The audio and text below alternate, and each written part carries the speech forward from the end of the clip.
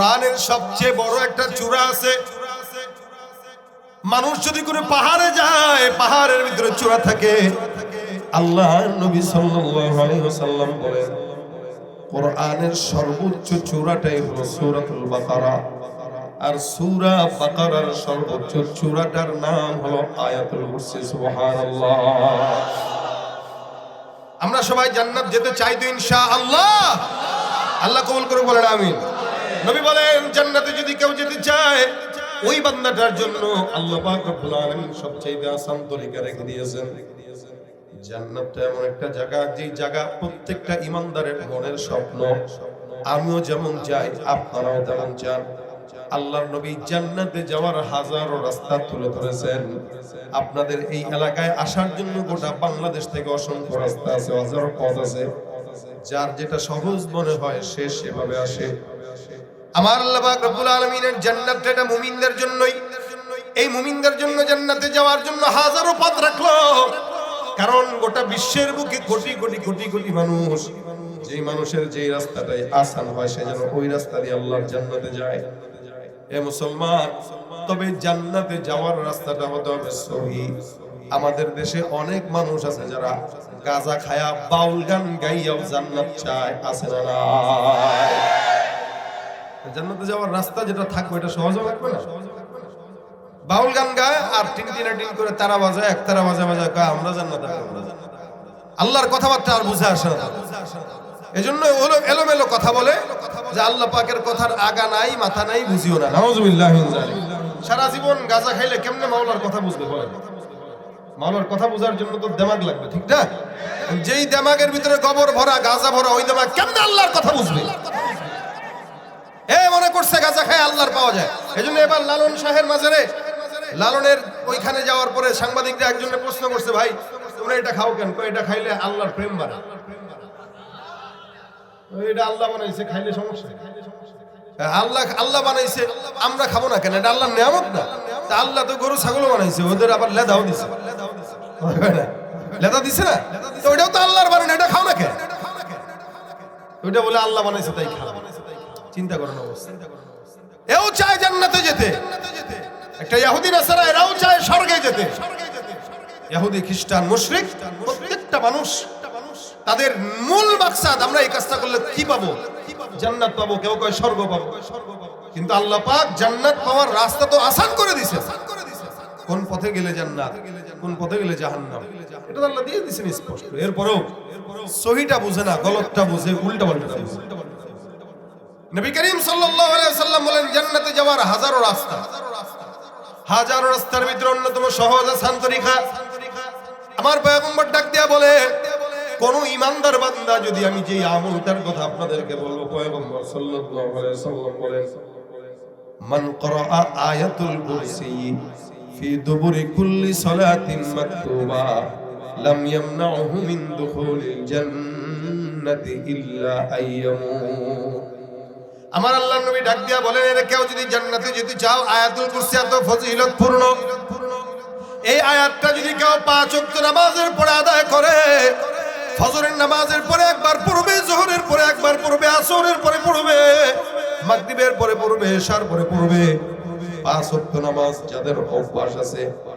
আমাদের সমাজে ফজরের নামাজের মুসল্লিদের দিকে তাকাইলে মনে হয় এদেশে কোনো মুসলমান নাই।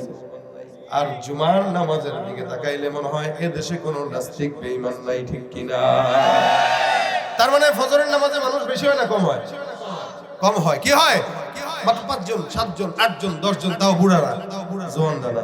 জওয়ানরা তো, আরে জওয়ানরা এই বয়সে ফজর পড়ে নাকি? জওয়ানরা বলে এই বয়সে কি ফজর পড়ে? সবকিছুর একটা বয়স আছে না? আকাম কুকাম কর্ম 30-40 বছর পর্যন্ত, এরপর আল্লাহর কাছে মাফ চাই, আল্লাহ মাফ করে দেন। এরকম একটা ভাব আমাদের দেশের যুবকদের। আমার সাথে একজনের দেখা হয়েছে, সে সারা দুনিয়া ঘুরে, এদিক সেদিক, Thailand, Malaysia, Singapore, Indonesia, Nigeria, যা আছে ঘুরে। মনে আমি একদিন তারা বললাম, ভাই আপনি দয়া করে অনেক ঘুরছেন তো, মক্কা মদিনা একটু ঘুরে আসেন। সে আমার কয়, আমার চিন্তাটা একটু ভিন্ন কোয়ালিটি। ভাই কি ভিন্ন কোয়ালিটির চিন্তা? আমারও কোন, আমার শোনা দরকার। শুনেন, বয়সটা এখন যৌবন, এটা থাকবে না। জি কয়, আমার ইচ্ছা হলো 45 থেকে 50 বছর পর্যন্ত মন চায় জিন্দেগি যেমন মন চায় চলবো, এরপরে হজটা করব, আল্লাহর কাছে এমন তওবা করব আর জিন্দেগিতে গুনাহ করব না, মসজিদেই পড়ে থাকবো। সুবহানাল্লাহ কইবেন না নাউজুবিল্লাহ কইবেন? আমি তারে বললাম, ভাই এটা কি ধরনের চিন্তা? এটাই চিন্তা। এখন যদি হজ করি, সে মানে বুঝাইতেছে, এখন যদি হজ করি, হজ করলে মানুষ কি হয় বলেন? পবিত্র হয়। আচ্ছা, পবিত্র হওয়ার পরে যদি আবার গুনাহ করি তাহলে মুশকিল না?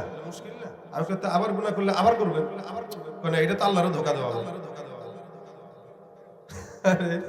চিন্তা করছেন কি বুঝতা? মাথায় মনে করেন সুন্নাহ টাইপের বুদ্ধিজীবী আমাদের দেশে আছে না? দুনিয়ার সব 2 নম্বরই ঢুকে, আল্লাহর কোরআন ঢুকে না। সব 2 নম্বরই বুঝে, আল্লাহর কোরআন সুন্নাহ বুঝে না। এই টাইপের বুদ্ধিজীবী সে। আমি বললাম, ভাই আপনি যে 50 বছরের একটা ফিরিস্তি টানলেন, বাঁচবেন কিনা গ্যারান্টি আছে? এটা বাঁচবো কি বাঁচবো না এটা একটা ব্যাপার আছে, সুন্দর ব্যাখ্যা আছে। আমাকে এটারও ব্যাখ্যা আছে, বলেন। পরে বলতেছে, আমার দাদা 80 বছর 85 বছর বাঁচছে। আমার বাবার বয়স এখন 70 পার হয়ে গেছে। আমাদের ফ্যামিলির একটা ধারা আছে, 80-র আগে কেউ মরে না। চিন্তা করছে? আপনাদের কাছে এটা হাসির মনে হয়, বাহ্যিকভাবে এটা হাসির, কিন্তু আমি তার কথা শুনতেছিলাম আর আমার মাথায় আসমান হয়ে গেল। কয় কি রে? আমাকে তাই কি হয়েছে ভাই? আপনার দাদা 80 বছর বাঁচছে, আপনার বাবা 70 বছর পার হয়ে গেছে, আপনি বাঁচবেন না? বংশের একটা ধারা আছে না, আল্লাহ আমরা 80 বছর আগে নিবে না। শুনেন, এই টাইপের বাটপারের কথা তো আমি আপনারা বলছি। আল্লাহ পাক কি জানে না এই টাইপের বাটপার দুনিয়াতে আসবে? জানে না? এদের জন্য আল্লাহ আয়াত নাযিল করে দিয়েছেন। আল্লাহ বলেন, ওয়ালাইসাতিত তাওবাতু লিল্লাযিনা ইয়ামালুনা সাইয়্যাত হাত্তা ইযা হাদারা আহাদাকুমুল মাউত ক্বালা ইন্নী তুবতুল আন ওয়ালাল্লাযিনা ইয়ামুতুনা ওয়া হুম কুফার। আল্লাহ পাক বলেন, কিছু কিছু তাওবাকারী আছে, কিছু কিছু বান্দা আছে, এমন বান্দাদের তওবা আমি আল্লাহ কবুল করি না, যারা গুনাহ করে আর বলে যে মউত আসার আগে তওবা করবে। আল্লাহ বলে, হ্যাঁ এরা মরে ঠিকই, তওবা নিয়া মরে না। ওয়ালাল্লাযিনা ইয়ামুতুনা ওয়া হুম কুফার, এমন অবস্থায় মরে যে সে কাফের হয়ে মরে। নাউযুবিল্লাহি মিন যালিক। কাফের হয়ে মরে। মউত নসিব হয়, তওবা নসিব হয়। এই কারণে আগামী কাল পড়বো এই কথা বলতে নাই, এখন থেকেই পড়বো। কি বলেন, ঠিক না? যাদের নামাজের অভ্যাস নেই এখন থেকে পড়বেন। রাজি আছেন ইনশাআল্লাহ? ফজর থেকে এশা পর্যন্ত প্রত্যেকটা নামাজ আপনার আমার জন্য জরুরি না ফরজ? যদি কই ভাই নামাজ পড়বেন না, দরকার। আরে কয় কি দরকার? আপনারা যদি বলি ভাই লুঙ্গি পরবেন না, আপনি কইেন যে দরকার। কথাটা বুঝেন নাই মনে হয়। লুঙ্গি কি দরকার? না বুঝা বলেন।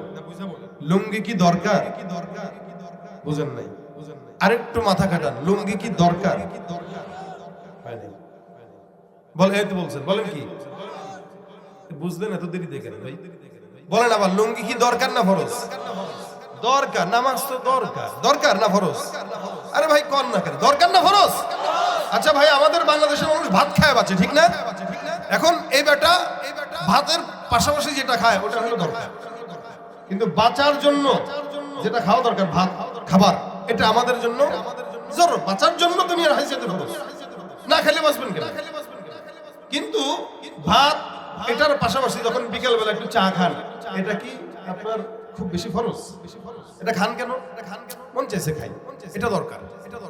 আমি ঘড়ি পড়ছি, এটা দরকার, না হইলেও চলে। জামা পড়ছি, এটা দরকার, না হইলেও চলে। গেঞ্জি পরে আসলেও কোনো সমস্যা নেই। শার্ট পরলেও অনেকে পড়তেছে, তো সমস্যা কি? অনেকে খালি গায়ে থাকে, সমস্যা কি? কিন্তু লুঙ্গি ছাড়া যে থাকে তারে কি বলা হয়? কথা কয় না। এখন এই লোক যদি কয় ভাই লুঙ্গি তো দরকার পরমুনে, আচ্ছা বলেন কি মাথা খারাপ না ভালো? তার মানে এর পাপ নাই, পাঠানো না। এখান থেকে একজন যদি লুঙ্গি একটা খুলে উপরে এমনি ঘুরাইতে যায়, হ্যাঁ হালত কি হবে? কি বলবেন আপনারা? খালি ফ্রি মাঝখানে দেখবেন আর, কিন্তু বলবেন কি?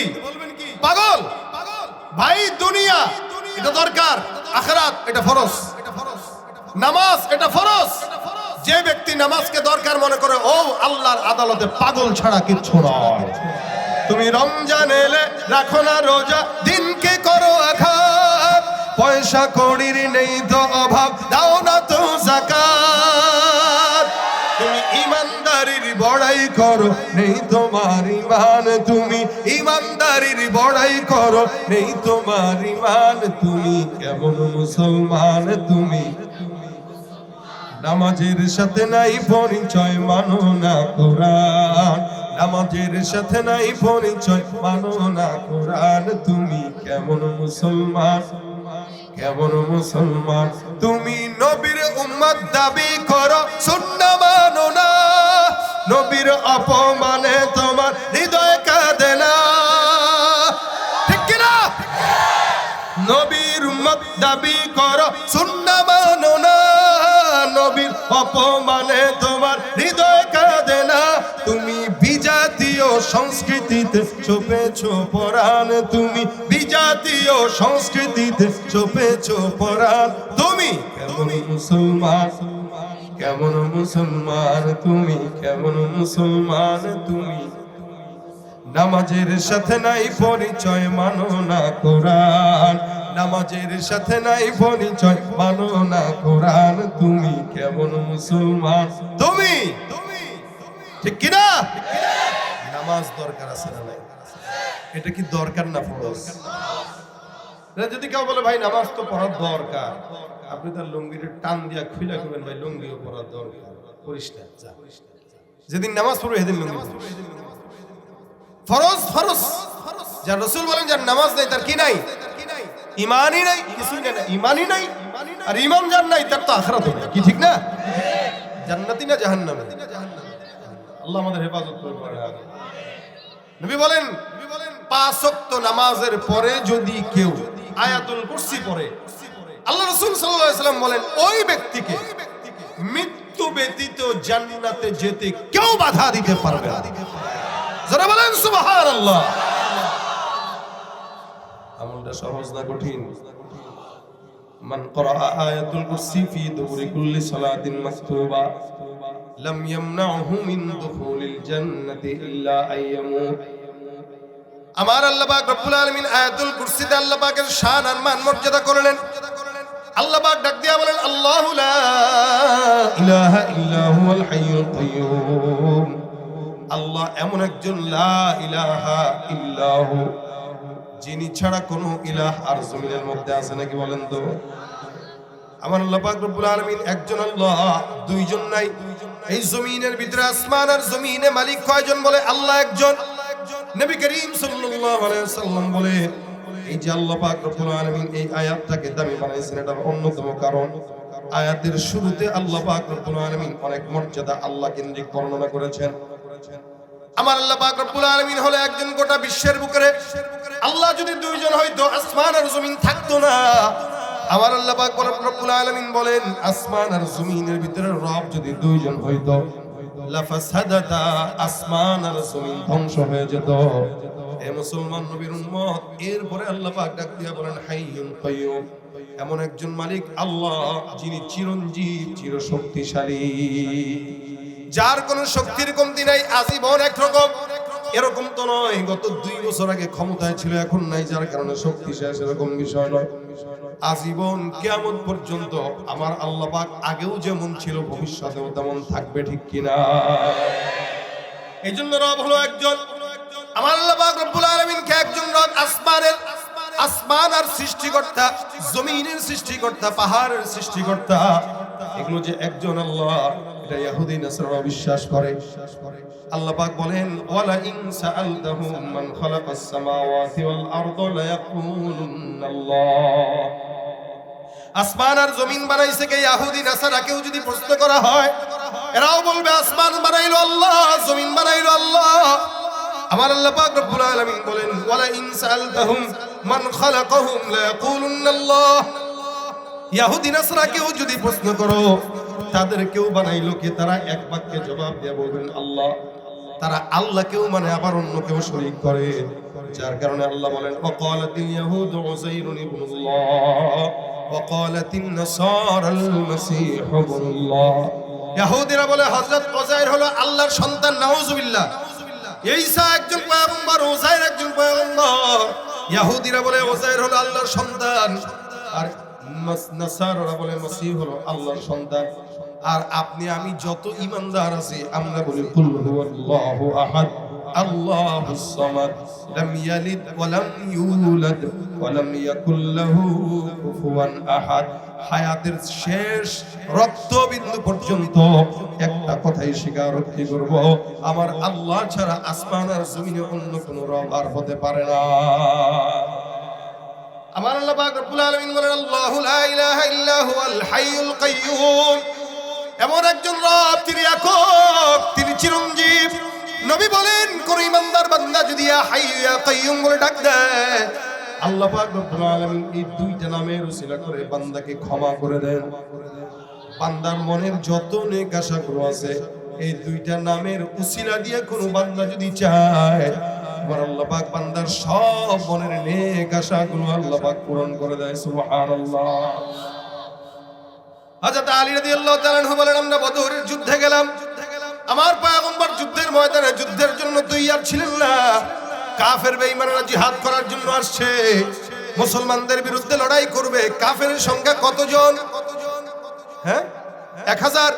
এদিক দিয়া কাফেরের বিপরীতে মুসলমানের সংখ্যা মাত্র 313 জন।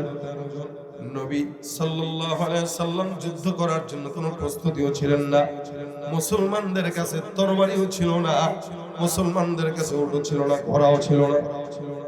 আলী বলেন, আমি আমার পয়গম্বরের কাছে আসলাম যুদ্ধের ময়দান থেকে। আমি আমার নবীর কাছে আসার পর আমি তাকায় দেখি আমার পয়গম্বর সিজদার ভিতরে ঢুকে ঢুকে ডুবে ডুবে আমার আল্লাহকে ডাক দিয়া বলে ইয়া হাইয়্যু ইয়া কাইয়্যুম। আল্লাহ পাক রব্বুল আলামিনের পয়গম্বর বারবার আল্লাহকে ডাক দেয় ইয়া হাইয়্যু ইয়া কাইয়্যুম। আলী বলেন, আমি একবার যুদ্ধের ময়দানে যাই, আবার আমার নবীর কাছে আসি, আবার যুদ্ধের ময়দানে যাই, আবার নবীর কাছে আসি। যতবার আমি আমার পয়গম্বরের কাছে গেলাম, আমি ততবার আমার নবীকে ইয়া হাইয়্যু ইয়া কাইয়্যুম নাম ধরে ডাকতে শুনলাম। আল্লাহর নবী সাল্লাল্লাহু আলাইহি ওয়াসাল্লাম দুইটা নাম নিয়ে বারবার ডাকলেন। আলী বলেন, আমি কিছুক্ষণ পর যুদ্ধের ময়দানে নেমে গেলাম। আল্লাহর কসম করে যদি বলি, মুসলমানের সঙ্গে আসমান থেকে সাদা কাফনওয়ালা আল্লাহর ফেরেশতারা জিহাদের জন্য লড়াই করা শুরু করে দিল। আমার আল্লাহ ডাক দিয়া বলেন, লাকাদ নাসারাকুমুল্লাহু বিবাদরিন ওয়া আনতুম আযিল্লা। আল্লাহ পাক বলেন, এ সাহাবা বাহিনীর দল, তোমরা ছিলে দুর্বল, আমি আল্লাহ আমার পয়গম্বরের দোয়ার বরকতে বদরের যুদ্ধের সাহাবা একরামদের কাঁধেই বিজয়ের মালা দিয়ে দিয়েছি। এই দুইটা নামে কেউ যদি সন্তান চায় আল্লাহ দিবে, এই দুইটা নামে কেউ আল্লাহর কাছে যা চাবে আল্লাহ দিবে। নাম দুইটা কি বলেন তো? ইয়া হাইয়্যু ইয়া কাইয়্যুম, ইয়া হাইয়্যু ইয়া কাইয়্যুম। আমার আল্লাহর নবী সাল্লাল্লাহু আলাইহি ওয়াসাল্লামের সাহাবী বলেন, আবু হুরায়রা রাদিয়াল্লাহু তাআলা আনহু বলেন, আল্লাহর নবী সাল্লাল্লাহু আলাইহি ওয়াসাল্লাম আমাকে সুন্দর করে সাদাকার কিছু মালের দায়িত্ব দিলেন। আয়াতুল কুরসি কত ফজিলতপূর্ণ, আয়াতের এই ঘটনাটা শুনলে বুঝতে পারবেন। আবু হুরায়রা রাদিয়াল্লাহু তাআলা আনহু বর্ণনা করেন, আল্লাহর নবী আমার কাছে কিছু আমানতের মাল দিয়েছে রক্ষণাবেক্ষণের জন্য। আমি ঘরের ভিতরে আমানতের মাল এগুলো আমি সুন্দর করে গোছাইলাম পাহারা দেওয়ার জন্য। হঠাৎ করে তাকায় দেখলাম আমার ঘরে একটা চোর ঢুকলো।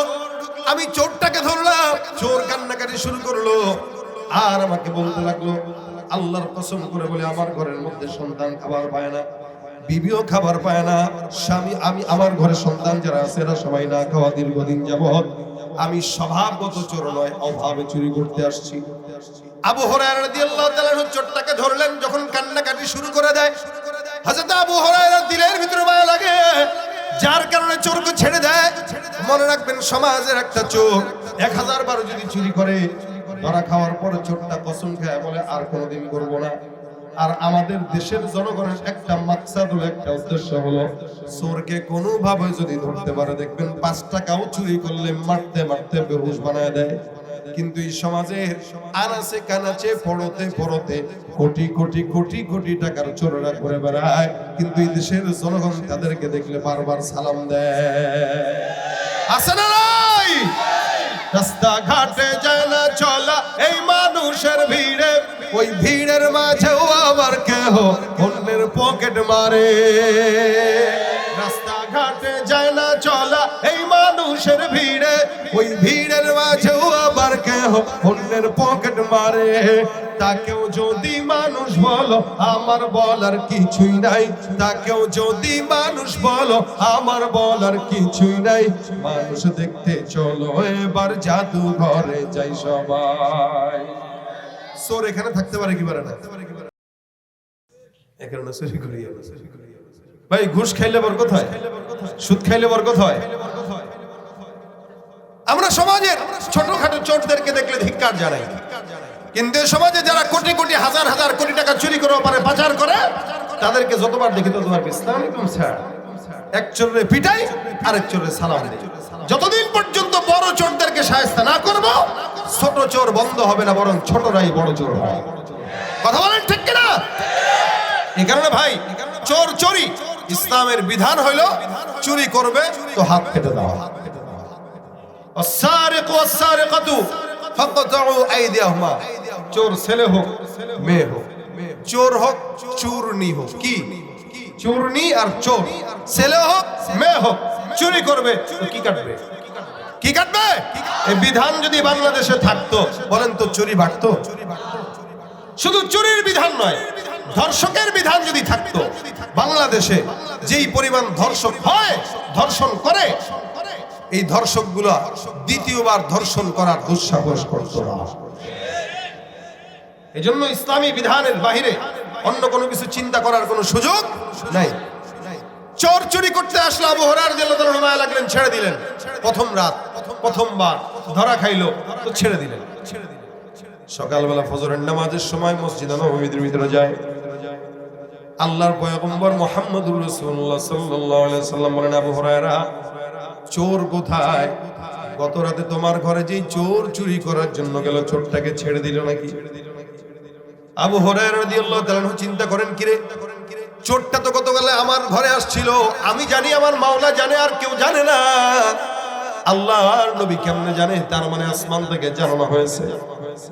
নবী ডাক দেয়া কয়, চোর কেন ছাড়লা? কয়, হুজুর, চোরের বাসায় নাকি কেউ খাবার পায় না, মায়া লাগার কারণে চোরকে ছেড়ে দিলাম। চোরকে ছেড়ে দেওয়া হইল। নবী ডাক দেয়া কয়, আরে আগামী কাল আবার এটা আসবে। আবু হুরায়রা ডাক দেয়া কয়, রাসূলুল্লাহ, আবার যদি আগামী কাল আসে, আমি এই চোরটাকে অবশ্যই অবশ্যই আপনার দরবারে নিয়ে আসবো। আল্লাহর নবী সাল্লাল্লাহু আলাইহি সাল্লাম বললেন, তার মানে চোর আসবে কি আসবে না? অবশ্যই সত্য আসবে। পরের দিন রাত্রিবেলা রাসূল সাল্লাল্লাহু আলাইহি সাল্লাম যেহেতু বলছেন, আবু হুরায়রা এবার অ্যালার্ট, ইবাদত বন্দেগী কইরা শুয়ে রইছেন, চোখ মিট মিট করে তাকায়, আসলো আসলো আসলো। শেষ রাতের দিকে তাকায় দেখে গুটি গুটি পায়ে চোর ঢুকে গেছে।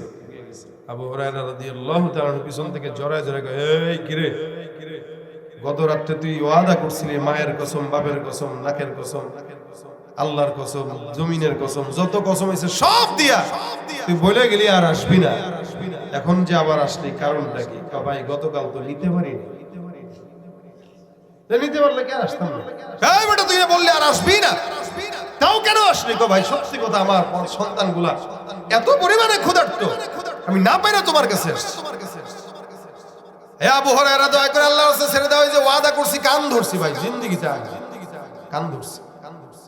আবু হুরায়রা রাদিয়াল্লাহু তাআলা কয়, না তুমি মিথ্যা, কয় না সত্যি বলছি ভাই, বিশ্বাস করছি। আবু হুরায়রা রাদিয়াল্লাহু তাআলা অনেক জাস্টিফাই করলেন, আসবি না তো? কয় না না না, জিন্দেগিতেও মানুষ কি ভুল বারবার করে নাকি? একবার করছে, দুইবার করছে। হযরত আবু হুরায়রা রাদিয়াল্লাহু তাআলা দিলে মায়া লাগছে, যেহেতু চোরকে ছেড়ে দিয়েছে, চোর চলে গেছে। ফজরের সময় আবার মসজিদে নববীতে যখন আসছে, রাসূল আবার গতকালের মতো, কিরে আবু হুরায়রা, চোর কই? খালি হাতে। সাহাবী বলেন, হুজুর, কাহিনীতে ঘটছে। বলে কি? কান্নাকাটি করতে করতে শেষ, পেরেশান হয়ে গেছে, তার মা নাকি কানবে, তার বউ নাকি হার্ট ফেল করবে, কত কাহিনী, বিভিন্ন অজুহাত দিছে, আমার মায়া লেগে গেছে। সাহাবা একরামদের হালত ছিল রুহামা উবাইনাহুম, এরা পরস্পর মায়াবী ছিল, লেকিন কুফরির বেলায় ছিল কঠোর। যেহেতু মায়াবী ছিল, তার কারণে ছেড়ে দিস। নবী বলেন, তোমার তো মায়া লাগে, কিন্তু চোর তো বাবা আজকেও আসবে। চোর, আচ্ছা বলেন, আজকে যদি আবার আসে, কয়দিন হইল? একদিন, 2 দিন, 3 দিন, কি মানুষ ছাড়ে চলবে? হযরত আবু হুরায়রা রাদিয়াল্লাহু তাআলা এবার দড়ি টড়ি নিয়ে প্রস্তুত, আজকে যদি চোর আসে ওর একদিন আর আমার একদিন। এই চোরকে যতক্ষণ পর্যন্ত রাসূলের কাছে না নেব আমি ক্ষান্ত হব। একদম আজমবিল জজম, আয় চোর আয়। আবু হুরায়রা রাদিয়াল্লাহু তাআলা আনহু ঘরের ভিতরে অপেক্ষমান। হঠাৎ করে গভীর রাত, চোর ঢুকলো। আবু হুরায়রা দেখলেন, পিছন থেকে ধরলেন, রশিটা দিয়ে হাত পাও বাইদা বললেন চুপ করে এখানে বসে থাকবি, একটা কথা বলবি না, তুই কথা বললে বিরক্ত, কথা বললে মায়া লাগে না, মায়া লাগলে তো ঝামেলা, তুই কথাই বলবি না, চোখ বন্ধ করে চুপ করে না বসে, চুপ করে না বসে। চোরে এবার কয় খাম বসে রে, আজকে তো কথাই কথা নিষেধ করে গেছে, কেমনে মাফসা। এখন চোরের তো ভাই বিভিন্ন ধান্দা থাকে তাই না, কেমনে বাঁচা যায়, যেমনে হোক বাঁচা লাগবে। কিন্তু বাবা যে আজকে ধরা খাইছে, আজকে তো বাঁচতে। আবু হুরায়রা রাদিয়াল্লাহু তাআলা আনহু বলেন, আচ্ছা কথাবার্তা কইস না, চুপচাপ বসে থাক, ফজরের সময় আমার সাথে রাসূলের কাছে যাবি, বিচার যা নবী করবেন সেটা তুই মেনে নিস। বিচারটা করবেন কে? চোর যেহেতু জেনে গেছে বিচার নবী করবেন, তার মানে এই বিচার সত্য বিচার। ভাই বর্তমান সময়ের চোর, সন্ত্রাস, বাটপার, বদমাশদের বিচার যদি উম্মতের গ্রহণযোগ্য আমলদার ওলামা ইকরামের কাছে থাকতো, এদেশের চোর চোরটা বদমাশ বহু আগে বিদায় হয়ে যেত। কথা ঠিক কিনা? চোর বিদায় হয়ে যেত, কিন্তু চোর বিদায় হয় না। ঘুষ তো খায় খায়, নাম পাল্টাই দিয়া খায়। এবার এটা ঘুষ না, এটা ইন্টারেস্ট, এটা হাদিয়া। হাদিয়া বইলা বইলা ঘুষ খাইতেছে, হাদিয়া বইলা বইলা সুদ খাইতেছে। আরে ভাই হারাম তো হারামই, নাম পাল্টাই দিলে কোনোদিন কি হারাম জায়েজ হয়? কি বলেন, জায়েজ হয়? তাহলে পাতলা ডাইল আপনারা খান, আর মানুষের যখন পেট খারাপ হয় যেটা বেরো এটার মতোই তো হয়, কথা কয় না? তাহলে আপনারা পাতলা পায়খানা হলে যেটা বেরো এটা ডাইল মনে করে খায়, জায়েজ হয়ে যায়। আরে ভাই ওইটা খাইলে জাহান্নাম নাই, কিন্তু সুদ খাইলে জাহান্নাম, কি ঠিক না? কথা কয় না, ঠিক না? যারা সুদ খায়, ঘুষ খায়, শিক্ষা আছে কিন্তু দ্বীনের বুঝ নাই, এগুলো সমাজে শিক্ষিত হইতে পারে কিন্তু এরা শিক্ষিত শয়তান। কথা বলেন ঠিক কিনা? ওরা হলো দেশের লাগি মহামারীর মতন, ফাইলে কলম ঠেকাইয়া চালায় শুধুই নির্যাতন। ঘুষের টাকায় ওদের ভুড়ি, ঘুষের টাকায় ওদের ভুড়ি, করে যে টান টান। ওরা শিক্ষিত শয়তান, ওরা শিক্ষিত শয়তান, ওরা শিক্ষিত শয়তান। ওরা আছে না নাই? শিক্ষাঙ্গনের দিকে ভাইরে দেখো না চোখ মেলিয়া, ছাত্ররা সব বই ছাড়িয়া থাকে শুধু প্রেম লইয়া। অস্ত্র সে তো সঙ্গের সাথী, অস্ত্র সে তো সঙ্গের সাথী, হইতে মাস্তান। ওরা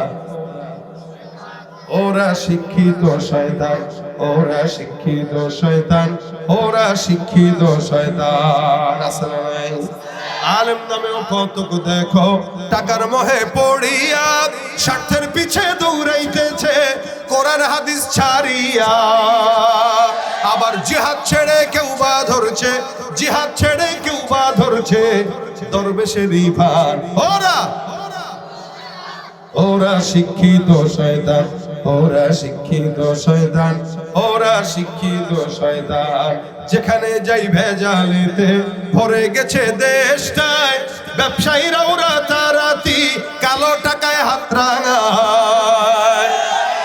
এখানের ব্যবসায়ীদেরকে আল্লাহ সলিহিন ব্যবসায়ী বানায়, সব ব্যবসায়ী বানায়। ভেজাল থেকে বাঁচতে হলে, ভেজাল থেকে বাঁচতে হলে খোলা রাখো কান। ওরা কি? ওরা শিক্ষিত শয়তান, ওরা শিক্ষিত শয়তান, ওরা শিক্ষিত শয়তান। হারামকে নাম পাল্টাই দিয়ে খাওয়া যাবে, জায়েজ হবে? হযরত আবু হুরায়রা রাদিয়াল্লাহু তাআলা আনহু চোর ধরছেন, চোর তো এখন আর কিছু বলতে পারে না, খুঁজতেছে কি করবে কি করবে।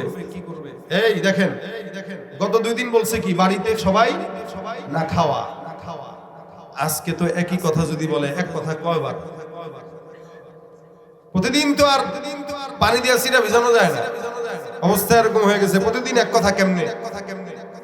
এখন বেচারা পেরেশানিতে পড়ে গেছে, ভাবতে ভাবতে ভাবতে ভাবতে কিছুক্ষণ পর আবু হুরায়রা বলে কি তুই কথা কইবি?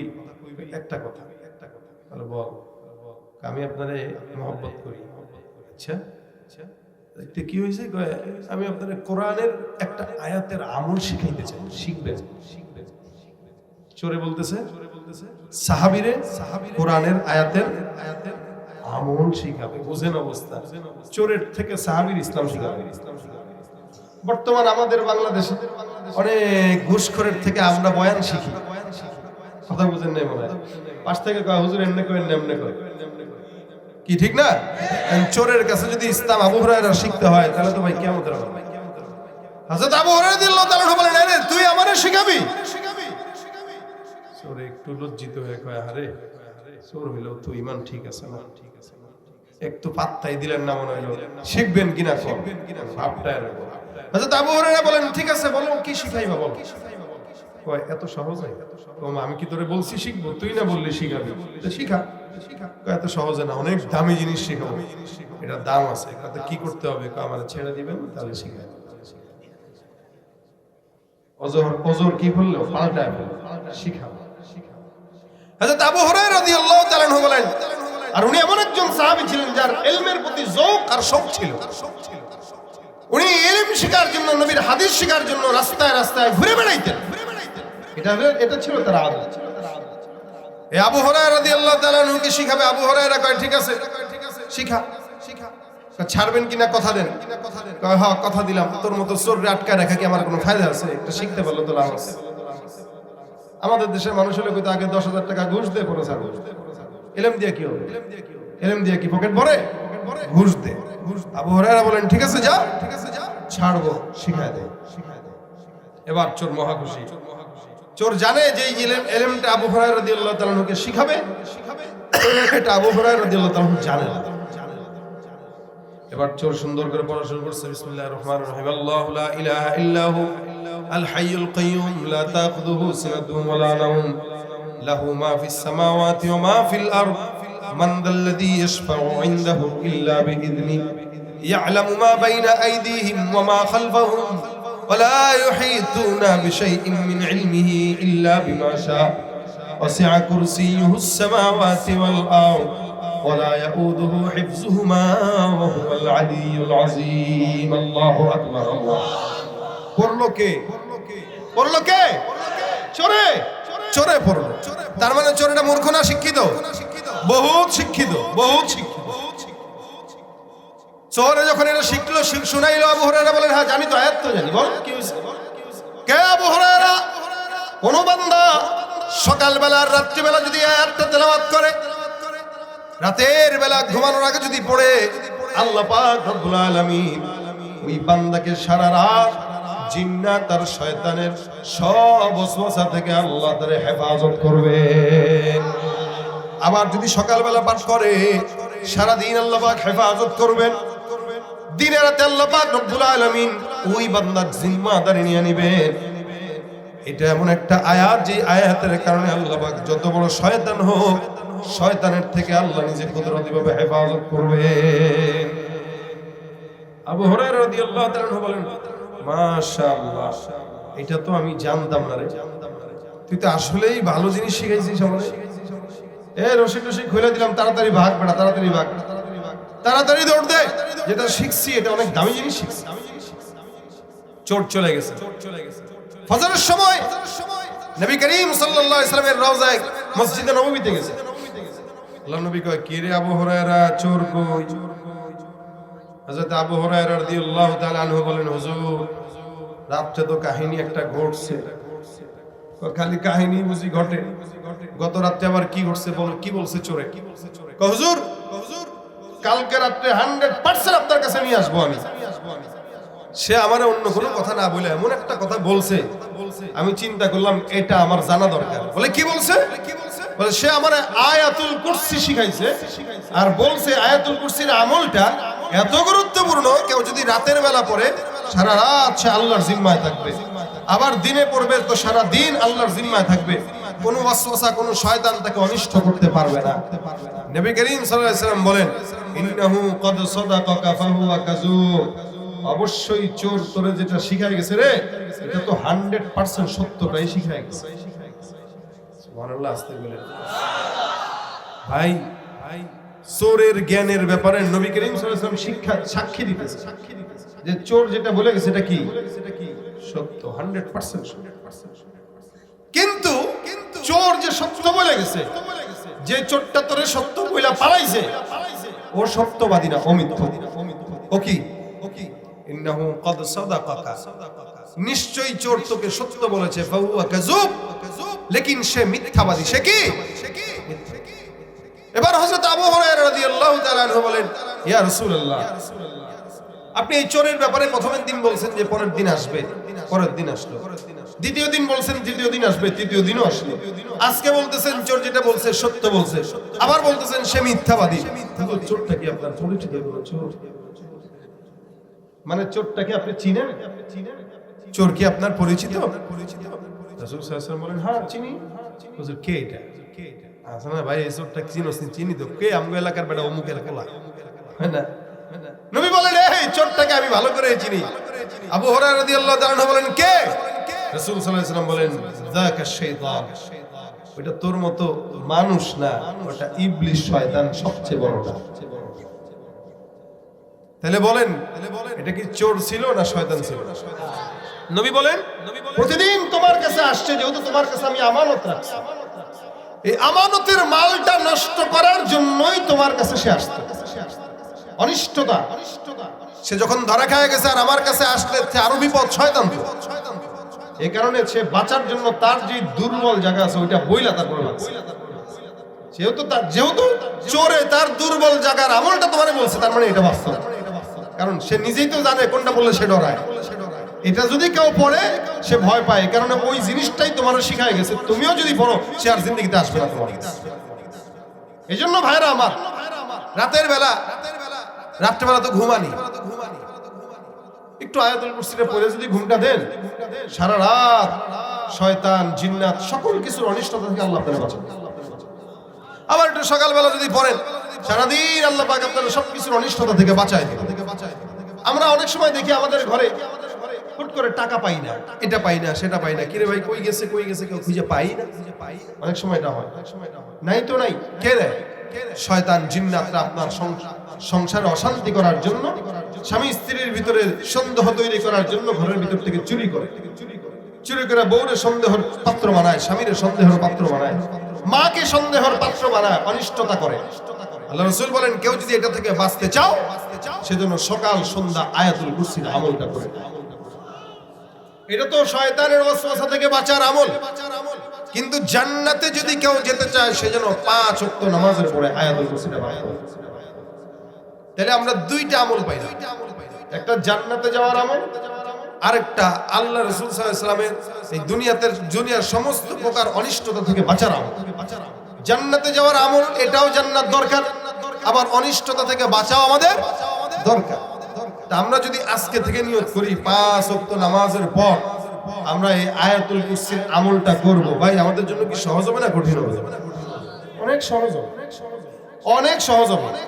আজকে এই প্রায় রাত 12টা বাজতে চললো, আপনারা এখন এতক্ষণ পর্যন্ত বসলেন, সকালবেলা যে যার কাজে যাবে, ইনকাম করবেন, সবকিছু ঠিক আছে। আপনার যদি সুযোগ হয়, সময় হয়, একটু আয়াতুল কুরসি যদি আপনি পড়ে নেন, অনেক সময় হয় বাচ্চারা কান্নাকাটি করে রাতের বেলা, এমনি কান্নাকাটি, মা নিলেও থামে না, বাবা নিলেও থামে না, সন্তান নিলেও থামে না, বোন নিলেও থামে না, মানে ও কাঁদতেছে তো কাঁদতেছে।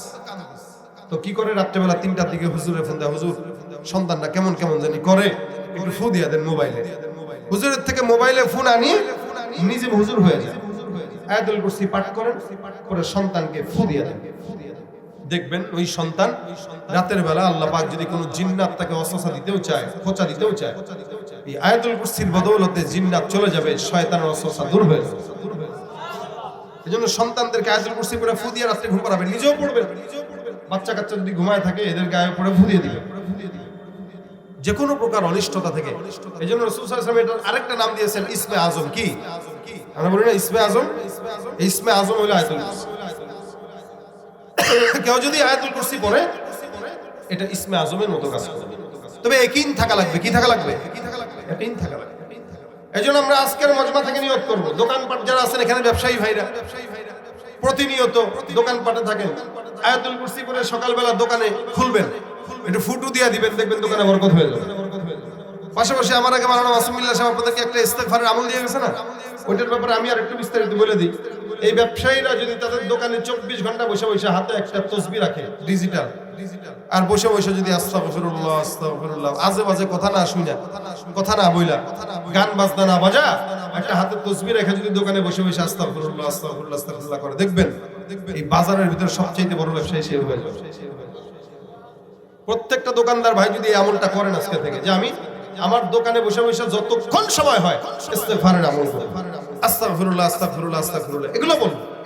আপনি যদি ইস্তেগফারের আমল আপনার জবানে জরুর বানায় নেন, আপনার ব্যবসায় এমন জায়গা থেকে আল্লাহ পাক বরকত দিবে, আপনি কল্পনার বাইরে থাকবে, কল্পনার বাইরে। এইজন্য ব্যবসায়ীদের উদ্যোগে যেহেতু মাহফিল, ব্যবসায়ীদের উচিত দোকানে বসে বসে ইস্তেগফার করা। যখন সময় হয়, যখন সুযোগ হয় তখন পড়ে, দোকানে বসে আছেন পড়ে।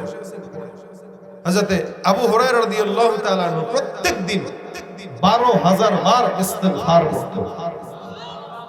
যে সাহাবীর ঘটনা এতক্ষণ আপনাদেরকে শোনাইলাম, উনি প্রতিদিন 12,000 বার, কতবার? 12,000। আমাদের দ্বারাও সম্ভব, অসম্ভব কিচ্ছু না। সকাল থেকে রাত পর্যন্ত তাসবিহটা খালি হাতে রাখবেন, দেখবেন 12,000 বার হয়ে গেছে। তাসবিহ হাতে রাখলেই পড়া হয়, না রাখলে পড়া হয় কম। আপনি না রাখবেন, দেখবেন মনে হবে আপনি মনেই থাকবে না, আর হাতে থাকলে মনে থাকবে যে না কিছু একটা আছে, টিপতে হবে, দেখবেন পড়তে পারবেন। এখানে আবু হুরায়রা রাদিয়াল্লাহু তাআলা আনহু না পারলেও 12,000 বার না পারলেও 1,000 বার তো পারবো, 2,000 বার তো পারবো। প্রতিনিয়ত যদি পড়ি, আল্লাহ ব্যবসায় বরকত দিবে, জানে বরকত দিবে, হায়াতে বরকত দিবে। আর আয়াতুল কুরসি যদি 5 ওয়াক্ত নামাজের পরে পড়ি, মরার সাথে সাথে আল্লাহ জান্নাত দিয়ে দেবে। আমরা পড়বো এই দুইটা আমল, কারা কারা হাত তুলে একটু নিয়ত করি। নিয়ত আল্লাহ তুমি আমাদের তৌফিক দান করো। নিয়ত করে কেন করাইলাম? কেউ যদি কোনো নেক কাজের নিয়ত করে, আল্লাহ পাক তাকে নিয়তের বরকতে আমল না করলেও একটা সওয়াব আমলনামায় লিখে দেন।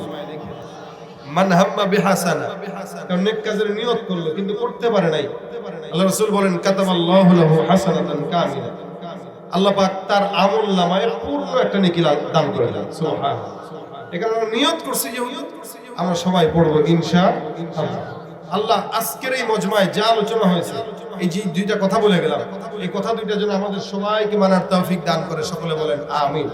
যারা কষ্ট করে মুজাহাদা করে আজকের এই ব্যবসায়ী ভাইরা খুব শ্রম দিয়ে, টাকা পয়সা দিয়ে, তাদের সবকিছু বিসর্জন দিয়ে এই প্রোগ্রামটার আয়োজন করলো।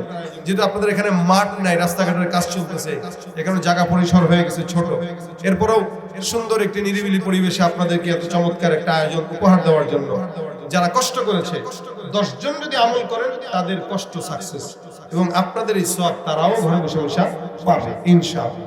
এজন্য আমি সহ আপনারা সবাই প্রত্যেকে যেন আল্লাহ পাকের রব্বুল আলামিন এই যে আমলগুলোর কথা বলছে এগুলো করার তৌফিক দান করেন। সকলে বলেন আমিন।